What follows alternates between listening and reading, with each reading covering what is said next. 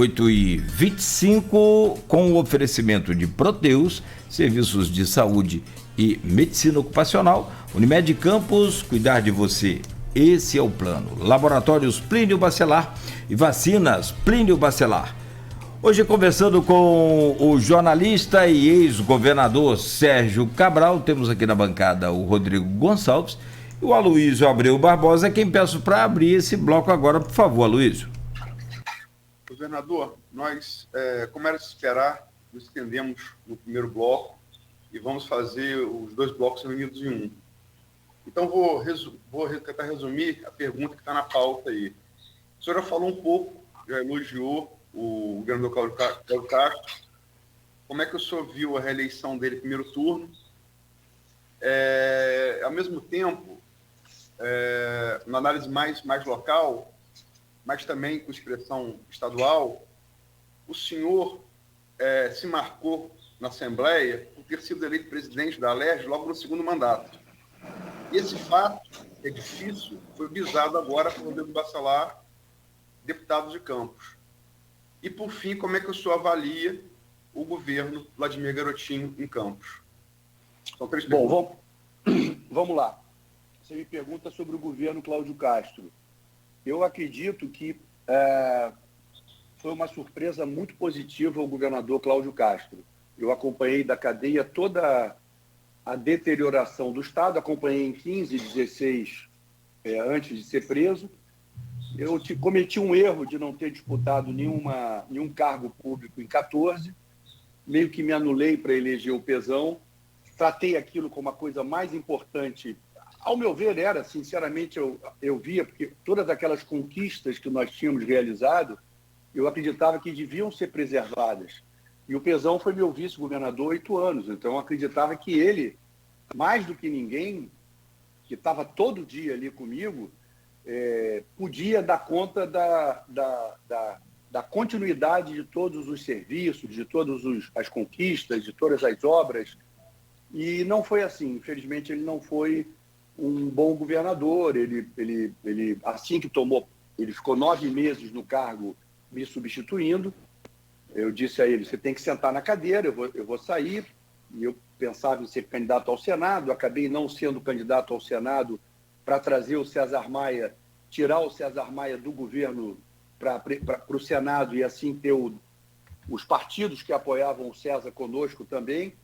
A Dilma tinha, naquela ocasião, o apoio do candidato a governador Garotinho, tinha o apoio do candidato a governador Crivella, tinha o apoio do candidato Lindbergh e também do candidato Pezão. E o César Maia trafegava sozinho ali, apoiando o Aécio Neves. Então, eu tirei o César, fiz um jogo de xadrez, tirei o César da candidatura ao governo, trouxe ele para a minha vaga no Senado e, com isso, nós construímos e formalizamos o AEzão e fortalecemos a candidatura do Pezão. Aquilo foi uma estratégia política que inclusive, o Pezão tinha 2%, 3%, 80%, 90% nas pesquisas dos eleitores do César Maia. Ele, ao deixar a candidatura ao governo e vir para o Senado, esses eleitores iam para o Pezão, não iam para o Lindbergh, nem para o Crivella e muito menos para o Garotinho. Então, essa foi uma estratégia, eu fiquei nos bastidores, mas a minha crença é que ele fosse fazer um bom governo. Estou falando isso para chegar ao Cláudio, porque não dá para inventar a roda. O governante, ele tem que... Quando eu assumi em 2007, Luiz, eu falei, eu vou terminar todas as obras. Então, a ponte de Campos, ela fez parte de um conjunto de obras que estavam paradas no estado do Rio de Janeiro, que eu herdei, e que eu fui terminando. Depois, saneando o estado, eu comecei a ter um projeto de presente e de futuro imediato e de futuro a longo prazo. Mas você não pode ficar novidadeiro. E o Cláudio não é novidadeiro. Por exemplo, logo no início do governo do Pezão, quando ele declarou, numa entrevista no RJTV, que ia fazer o metrô da Praça Cruz Vermelha, da Praça 15, do não sei aonde, eu falei, meu Deus, onde é que ele está com a cabeça? Vamos terminar a estação da Gávea? Pelo amor de Deus. Então, o Cláudio não, o Cláudio tem bom senso. O Cláudio pegou o governo, depois daquele desassossego do Witzel, pegou o governo, acalmou a institucionalidade e declarou que ia concluir, terminar e recuperar aquilo que foi feito. Você vê, eu estou morando aqui em Copacabana, aqui ao lado tem o Museu da Imagem do Som, um projeto lindo que eu sonhei. Minha mãe é museóloga, diretora da Casa Rui Barbosa, diretora do Museu da República, meu pai é um jornalista, eu sempre trabalhei com memória, sempre trabalhei com música, com audiovisual, e o MIS, o Museu da Imagem do Som, em qualquer cidade civilizada do mundo, é algo que identifica o audiovisual da cidade. E aqui é na Praça 15, muito tímido, muito encolhido. Então, uma vez me deu um insight, passando pela Atlântica, já governador, e vendo a Boate Help, aquela prostituição, eu disse, bom, não é possível, o cartão postal do Rio de Janeiro ter uma situação dessa aqui, e o MIS está lá. E eu resolvi, e chamei a equipe, chamei a Adriana Hatch, nós desapropriamos a área, fizemos um concurso internacional de arquitetura, ganhou o escritório Diris Cofídio, e a obra está lá, até hoje não foi inaugurada, e o Cláudio retomou a obra, com bom senso. O teleférico do Alemão. O teleférico do Alemão transporta 30 mil pessoas por dia. Eu fui em Medellín me inspirar no teleférico de Medellín, o nosso é 2 vezes maior. O nosso é uma coisa fantástica, 5 estações, integrando na estação principal de Bom Sucesso com o trem, e aquilo está parado desde 2016. O Cláudio está fazendo obras para recuperar. Então, o Cláudio, ele está mostrando que não despreza o que foi feito, né? Você vê, o Garotinho fez o restaurante popular. Eu dobrei o número de restaurantes no meu governo. Eu dobrei, eu não fechei os restaurantes que ele tinha feito, eu dobrei. Botei ar-condicionado, botei café da manhã que não tinha. Então, a gente não pode desprezar o que o outro fez. Eu peguei a ponte de Campos, estava lá, eu vou deixar abandonada aí durante anos para lembrar que a turma lembrar que foi o Garotinho, a Rosinha que fizeram. Não. Eu fui lá e fiz. Terminei a obra. Tanto que o povo, carinhosamente, e acho que justamente, com muita justiça, chama o nome da Rosinha. Então, que eu queria até dar o nome, mas infelizmente a lei não permite, porque quem está vivo não pode receber nome, só quem já morreu. E eu espero que ela viva muitos anos com saúde, que ela é uma mulher muito legal, e eu tenho um carinho pessoal por ela muito grande. Sempre me tratou com muita distinção. Sobre o Vladimir, já que eu estou falando da família, Vladimir eu conheci pouco, mas é um menino muito civilizado. As informações que eu tenho dele são as melhores possíveis. Meu filho, Marco Antônio, gosta muito dele. Marco Antônio, que foi deputado e conviveu com ele, gosta muito dele. Tem muito carinho pelo Vladimir. E, pelo que eu sei, ele é uma pessoa de muita sensatez. Então, eu não tenho mais detalhes do governo, do dia a dia, se ele está bem, se a cidade está limpa, se os faróis, os sinais funcionam, se a parte social está andando bem. Isso eu não tenho informação do dia a dia, mas assim, o mind do Vladimir é um mind, é um comportamento, é uma forma de ser que muito me agrada. Em relação ao Bacelar, eu tenho um carinho gigante pelo Marcos Bacelar, que é o pai dele. Marcos Bacelar sempre foi um aliado meu, uma figuraça, e o Cláudio e o Rodrigo Bacelar, advogado, trabalhador, um menino que desde cedo trabalhou muito, e que eu tive a honra do primeiro cargo público dele mais relevante foi na FENORTE, nomeado por mim. Então, eu tive muito prazer em ter o Bacelar. A FENORTE teve o Naim, o Nelson Naim e o Bacelar. Foram os 2 executivos do meu período.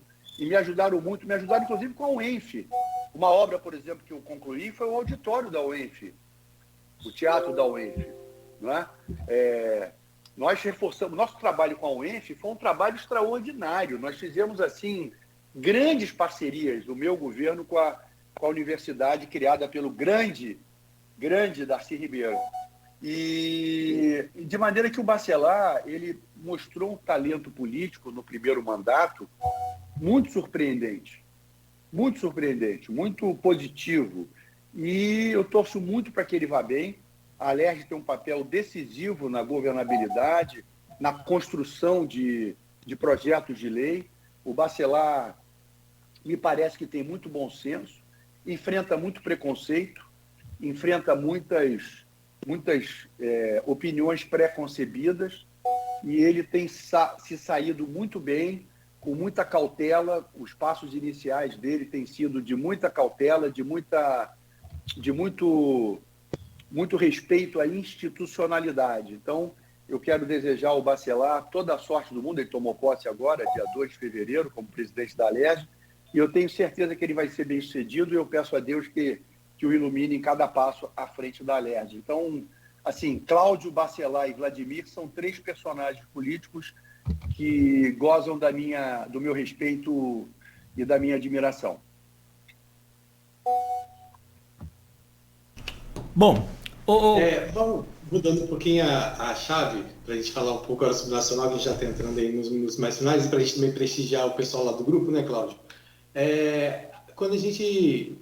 O senhor fala que o senhor não tem aí a pretensão de voltar ao cenário político diretamente se candidatando, mas que hoje o senhor ainda esteja inelegível, né? Mas avaliando hoje o cenário, o senhor fala que o senhor chegou a cargos que o senhor gostaria, né? Mas em algum momento o senhor pensou em ser presidente da República, vislumbrou isso diante dos cargos que o senhor ocupava? E como é que o senhor vê hoje a questão do cenário, a volta do presidente Lula à presidência, inclusive? O Rodrigo, o que aconteceu? Eu vou contar aqui uma passagem minha que eu estava guardando para os meus livros de memória. Vocês ficam fazendo perguntas, e aí ficam me... Em 2009, não sei em que mês, eu recebi para jantar na minha casa o governador, o então presidente da Câmara dos Deputados, Michel Temer, o então líder do PMDB na Câmara dos Deputados, o Henrique Eduardo Alves, e o então ministro da Integração e dirigente do PMDB, o Gedel Vieira Lima.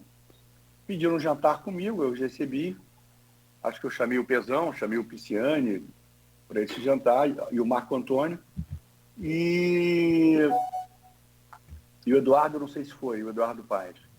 E esse jantar tinha o seguinte objetivo: me convidar para ser candidato a presidente da República, pelo PMDB.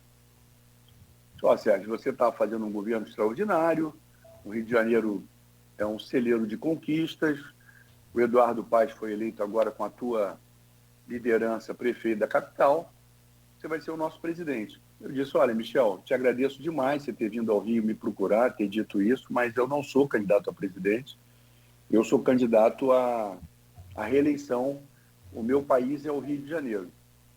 Depois, em 2010, o ministro Tarso Genro me procurou, falando em nome do presidente Lula para eu ser o vice da Dilma. Porque aí, não sei se você lembra, eu por lealdade ao presidente, firmei posição na escolha dele, que era a presidenta Dilma, no que pese ter conversado nos bastidores com ele e feito as minhas ressalvas, mas por lealdade eu fiquei com ele. E aí o Tarso me propôs ser o vice. Em seguida, o próprio presidente Lula, ele me disse: você não está aceitando, mas você saiba que o presidente vai te abordar. E o presidente me abordou também. Eu disse: não, presidente, eu não sou candidato a vice, nem a presidente, sou candidato a governador. E aquela situação de 13, 14 me abalaram muito. E eu queria ali, mais do que nunca, focar na continuidade do que nós havíamos conquistado. Porque, Cláudio, Rodrigo, Aloysio, ouvintes, destruir é muito fácil. Você pega uma estante de livros e joga ela ao chão. Ela cai. Agora, vai montar a estante de livros. Vai catalogar os livros por assunto, por ordem alfabética, por conceito. Então, a gente levar a educação do ensino médio do Estado de 26º lugar no IDEB para terceiro, o nosso ensino médio, não se faz da água do dia para a noite. Você tem um processo de montagem, de rompimento de paradigmas, de impedir a politização das nomeações das coordenadorias, de fortalecer o professorado, sabe? A gente comprou, na verdade, né? O Estado comprou quase 3 milhões de ingressos nas salas de exibição. Criamos o programa Cinema para Todos, em que os alunos do 9º ano do ensino fundamental, do 1º, do 2º, 3º ano, iam ao cinema ver filmes brasileiros, exclusivamente filmes brasileiros, depois debater com os autores, sabe? A gente fez o Mais Leitura, vendendo livros de R$ 1 a R$ 5 com uma carreta itinerante.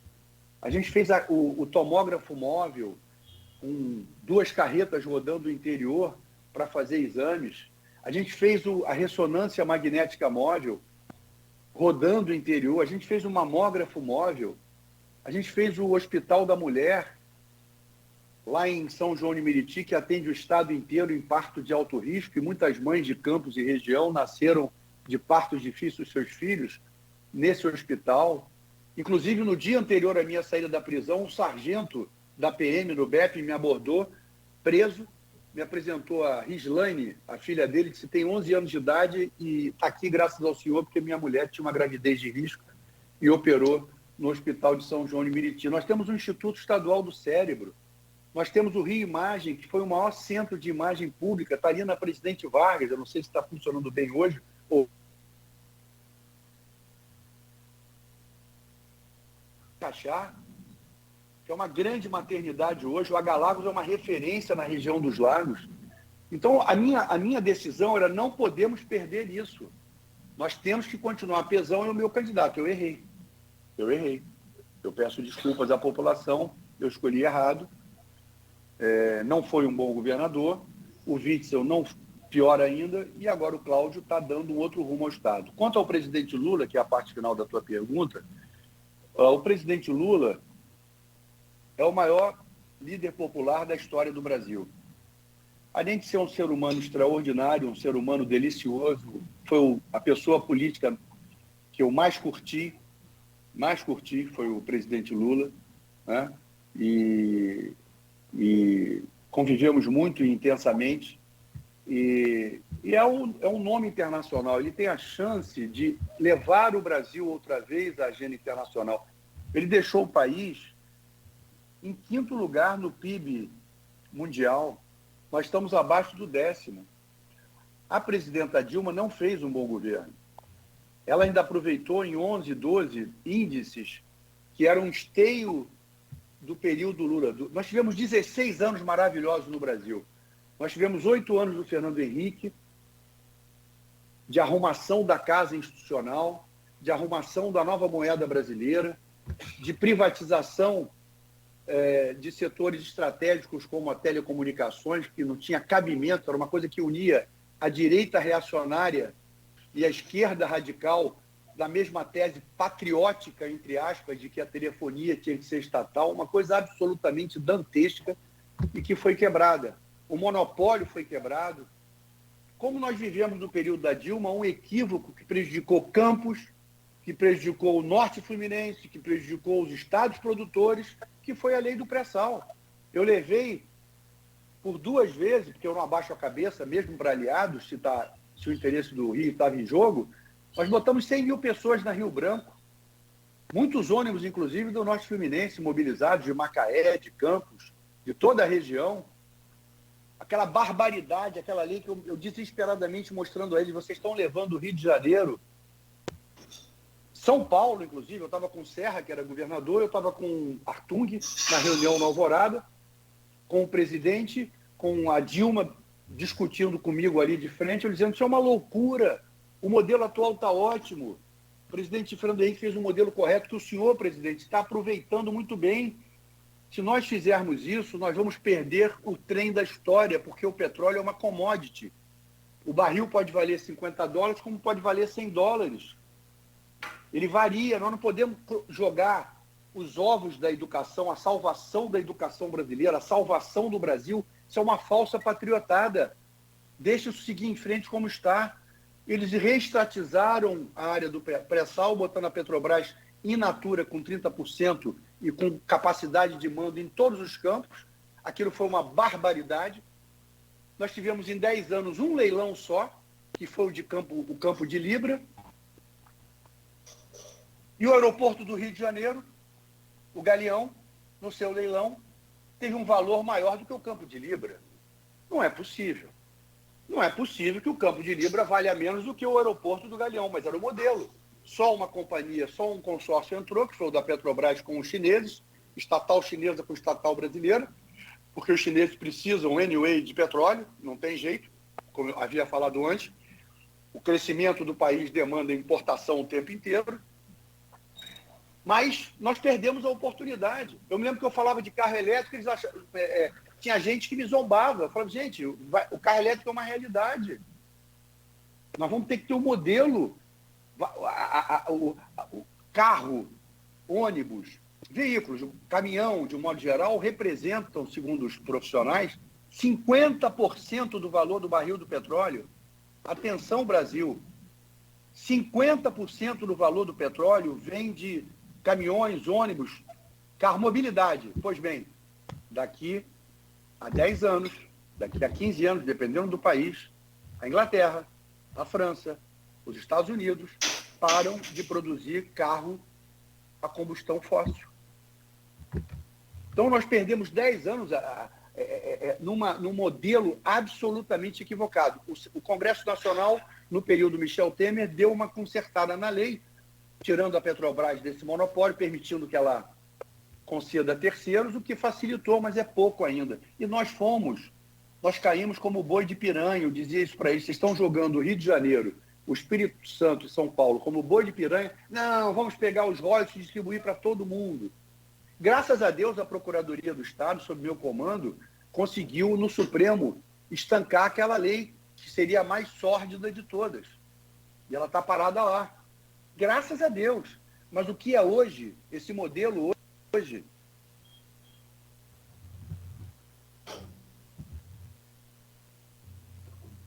Caiu o sinal. Acho que ou caiu ou entrou alguma chamada lá. São 8 horas e 48 minutos. Estamos ao vivo aqui no Folha no Ar. Pode ter acabado a bateria também, enfim. Conversando com o ex-governador, com o jornalista Sérgio Cabral. Para você que está nos acompanhando aí, tanto pelas redes sociais ou pelo rádio, caiu aqui a conexão do Cabral e a gente aguarda o retorno dele, que ou entrou alguma chamada lá, enfim. Enquanto ele tenta reconectar aqui, a gente pode fazer uma pausa rápida. Tem as perguntas do grupo de WhatsApp do programa. Tem o pessoal que está interagindo com a gente aqui nas redes. Voltou aí, Cabral, agora saiu. Agora saiu de vez. E tem também, claro, aí segue, né? Internet, segue pelo Brasil afora aí, o pessoal comentando aqui, deixando a sua opinião. Como tudo, evidentemente, como o Sérgio o próprio Cabral disse, não queria fazer intervalo não, porque eu acho que ele vai conseguir voltar rápido. Só relembrando aqui, a internet também foi um benefício muito grande, mas às vezes dá voz aos idiotas, como disse o Humberto Eco. Porém, né, tem a moderação aqui na página, então é bom a gente, né, só alertar assim, fique à vontade, faça o seu comentário, evidentemente, desde que respeite aí. Volta por favor. Estou aqui com o Edilson aqui, estou aguardando ele aqui. Então o Edilson é o assessor dele lá. Pode entrar aí no mesmo aí, garoto.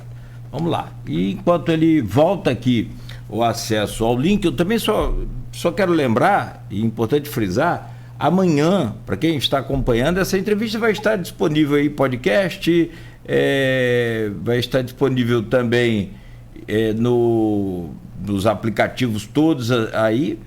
E amanhã o jornal Folha da Manhã vai estar com a edição impressa nas bancas bem cedo e trazendo, não dá tudo, né, Luísio e Rodrigo? Não cabe, né? Senão 2 horas de entrevista vai ter que ter um caderno especial ali só para